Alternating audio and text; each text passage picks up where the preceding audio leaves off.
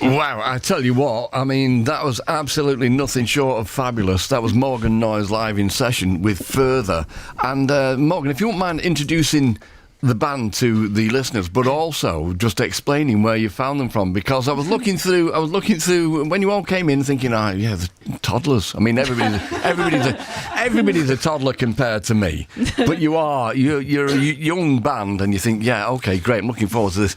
But you're also accomplished. It's just mind blowing. So if you can tell everybody who they are and where you met, please. We're actually in our 40s, but just with really good skincare. Sold your soul to the devil, obviously. Yeah, so Tom is the keys player, and Georgia is the guitarist, and Liv is the extra synth player. And I met all of them at uni. I went to Trinity in Greenwich. And then Dylan, the drummer, I met when I was like 15 on a jazz summer school up north. It was actually the first time I'd probably ever been up north. So we were both doing like straight ahead jazz as little teenagers. Then didn't see him for like 4 years. Found him again in London.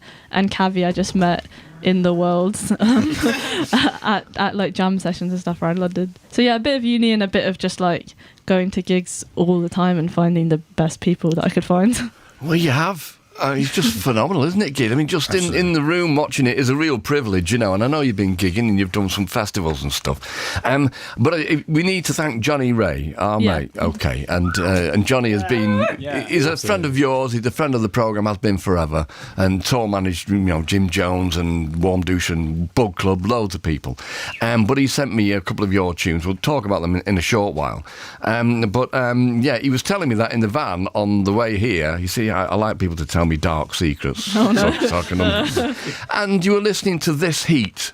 Oh yeah, and that's Dylan mostly. And you were listening to Terry Riley. Yeah. And you were listening to Peggy Lee. This is all great sing-alongs. Right on knees up. Yeah, I did that bad. But what an amazing eclectic mix. I don't want to patronise you. Why wouldn't you be? But I just found it, particularly the juxtaposition of This Heat and Peggy Lee. That's mind blowing. Yeah. I mean, do you want to say it? That's Dylan when he gets on the aux side. It's very different songs every song. Right, okay. Well, I mean, Johnny has been around the block a few times. Happy birthday, nearly, mate. And he was shazamming what you were playing. Yeah, that's how you know you've got a good playlist, because Johnny Ray shazams it instantly. Amazing. That's the biggest compliment. So can I ask you, have you ever heard of Mikachu and the Shapes? Yeah, a little bit actually. Yeah. Right. Okay. What's going on reminds me a little bit. The adventure and the standard and everything that you've got does remind me of Mikachu, which is a huge compliment, by the way, because Mika is just amazing. Okay. So now Johnny sent me a couple of tracks. Yeah. One of which was Love Buzz, which we've played on this programme an awful lot. Yeah, thank you. Oh, it's a pleasure. It's a great... But intriguingly, is it a cover version, would you say, of Nirvana doing the cover version of Shocking Blue? Or have you done a cover version of Shocking Blue's Love Buzz? It's definitely a cover version of Nirvana. I'm going to make myself look like an idiot on radio, but we actually played it for like quite a few gigs before I realised that Nirvana didn't write it. And I was like, yes, this is a Nirvana cover. And then after a while I was like, oh, like this is Nirvana doing a cover. But yeah, we like added an instrumental riff, which is just from a Nirvana like live session when he's playing random stuff on the guitar. It is actually like some random Kurt Cobain thing, but I just sort of stretched out a bit. And I went through like a big Nirvana obsession phase in lockdown, like 5 years later than the average person when I was like 20. I was like, this is amazing. So I did a deep dive then, and yeah. Well, I mean, you know, I am saying this just to make you agree with envy, if you care anymore, but the last Nirvana show that they did at Reading, at the Reading Festival, I was stood on the side of the stage. Oh, wow. Yeah. I was in the muddy field some 200 yards away. It was pouring down. Oh, yeah. Tents were floating past. I was going to ask about the way your songs come together as well, because you bring the songs to the rest of these fine bunch of musicians. Yeah. Are they fully formed in your head when you bring them to the table, as it were? They're kind of...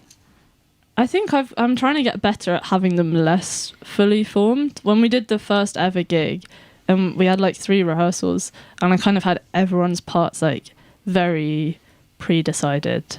And I was like, this is how the songs go. trying to, I don't know if anyone agrees that I've actually got better, but I'm trying to be a bit more like play through the songs, and then any ideas that come up when we're playing through them, like incorporate them in. Because obviously everyone's like amazing musicians. It's a bit pointless for me to just make everything up. So is the process more democratic now, everybody?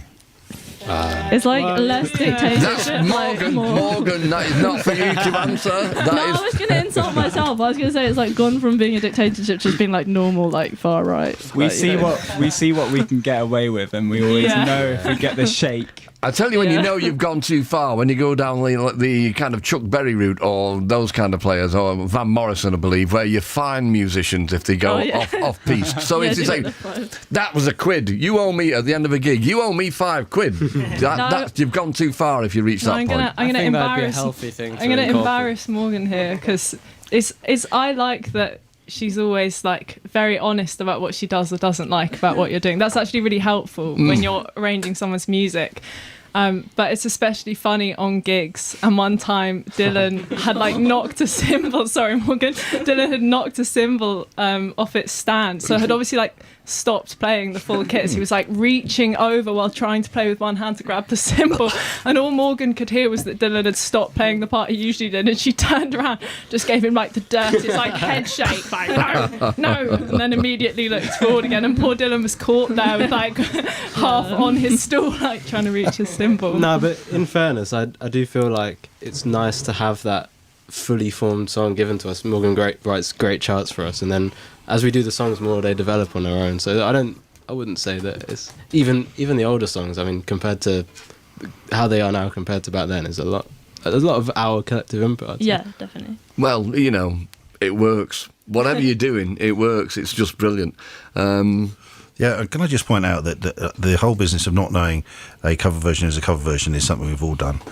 Some of us done it live on air as well, I think. Yeah. Well, do you know, it was only around about 6 months ago, and I've known these guys since 1979, that I found out, or was told by the band, that a certain ratio, Shack Up, wasn't their tune. Right? And I've known them forever. And so we have all done it, Is it not then? Well, there you go. Right, we probably need some more music from you. So, Morgan Noise, you're going to do 2 tunes back to back for us now. What are they called and in what order? The next one's called She Dreamed, and it's a bit more chill. And then the final song is I Put Everything. Which is the first tune that Johnny sent me. Yeah, that's what Johnny sent. And I wanted to play this, but I'm not allowed. Yeah, We'll get it tonight. Okay, great. Thank you.